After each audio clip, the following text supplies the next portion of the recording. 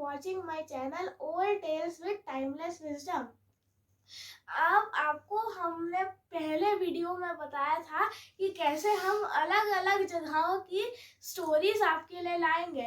तो आज आए हैं एक आइलैंड की बारी जो है ऑस्ट्रेलिया। तो आज की स्टोरी का नाम है the how the kangaroo got her pouch. तो चलो आज की स्टोरी स्टार्ट करते हैं। एक बार की बात है, एक मम्मा कैंगरू और उसका जोई एक नदी के पास खेल रहे थे। उसी दिन एक वॉम्बैट आई और वो उसको देख के मम्मा कैंगरू ने बोला कि ओहो, ये वॉम्बैट तो बहुत बूढ़ी और बीमार लग रही है। तो वो वॉम्बैट एक्चुअली मैं बहुत ही परेशानी में थी। उसको देख के मम्मा कैंगरू ने बोला कि तुम्हें क्या मदद चाहिए। तो वॉम्बैट ने कहा कि कौन है वहाँ। फिर मम्मा कैंगरू ने कहा मैं एक कैंगरू हूँ, मैं मदद करना चाहती हूँ, तो मैं क्या कर सकती हूँ। वॉम्बैट ने बोला कि मैं तो ब्लाइंड हूँ, मुझे कुछ दिखता नहीं, इसलिए कोई मेरे को अपने पास चाहता नहीं और कोई मेरे बारे में सोचता नहीं। मैं पूरी तरह अकेला पड़ गई हूँ। तो मम्मा कैंगरू ने बोला ये बहुत बड़ी बात नहीं है, मैं तुम्हारी फ्रेंड बनूंगी। मैं और मेरा जोई तुम्हें सबसे अच्छी घास और साफ पानी के पास ले चलेंगे। तो फिर मम्मा कैंगरू ने उस वॉम्बैट को अपनी पूंछ पे लटका लिया और अच्छी घास फूस और साफ पानी के पास ले गई। जो वॉम्बैट थी वो बहुत खुश हो गई। ये देख के कैंगरू मदर भी खुश हो गई। तो उसके बाद उसको याद आया कि उसका जोई कहाँ हो सकता है। ऐसा होता था कि जब भी वो जाती थी वो बोलती थी कि पास ही रहना, लेकिन वो उसका जोई हमेशा चला जाता था दूर। ये बहुत बार हो चुका था और इससे मम्मा कैंगरू बहुत डर जाती थी।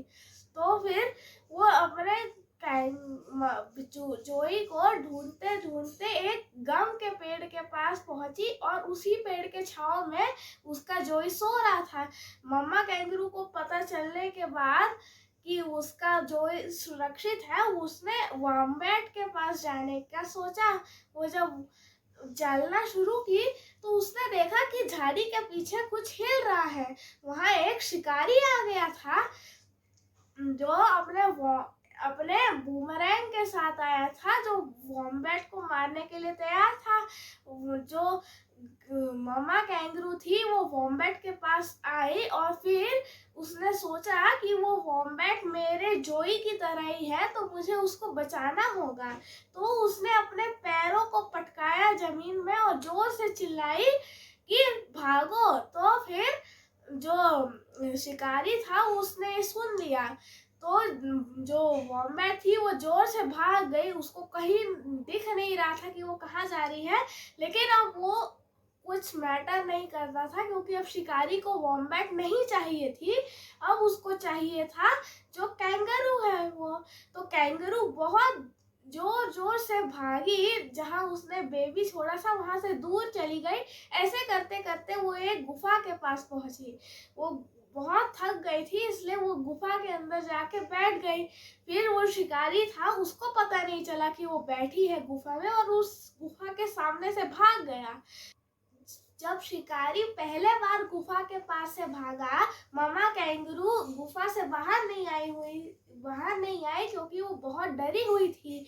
जब शिकारी दूसरी बार भागा तब जो कैंगरू मदर थी वो धीरे धीरे बाहर आई और अपने जोई के पास भागने लगी। वो वापस उसी गम के पेड़ के पास पहुंच जाई और उसने देखा कि उसका जोई अब जाग चुका है। अब वो दोनों मिल के उस वॉम्बैट को ढूंढने गए और वो वॉम्बैट उसको नहीं मिली। यहाँ पे एक कहानी में ट्विस्ट है। जो वॉम्बैट थी वो एक्चुअली में वॉम्बैट नहीं थी, वो तो ग्रेट ग्रेट गॉड बायामी था। बायामी धरती पे आया था देखने के लिए कि उसके सारे जानवरों में से सबसे ज्यादा दयालु कौन है। अब उसके पास एक अच्छा जवाब भी था, वो है कैंगरू।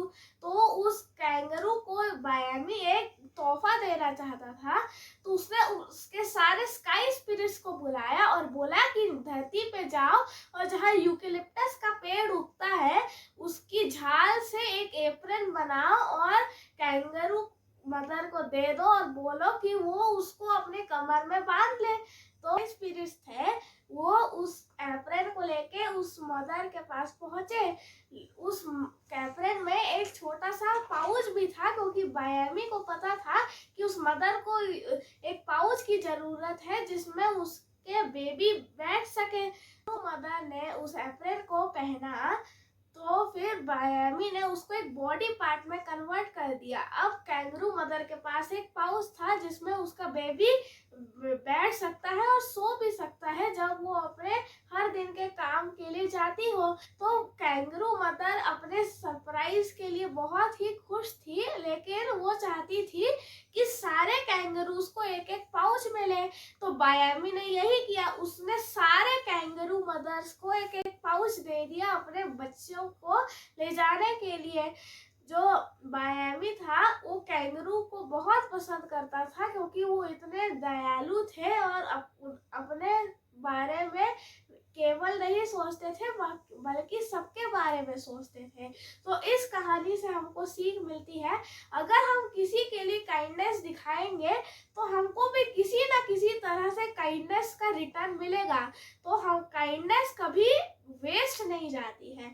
तो अगर आपको ये वीडियो पसंद आया हो तो लाइक करें, शेयर करें और अगर आपने अभी तक नहीं किया हो तो सब्सक्राइब करें। हम आपको मिलेंगे अगली बार, तब तक के लिए गुड बाय।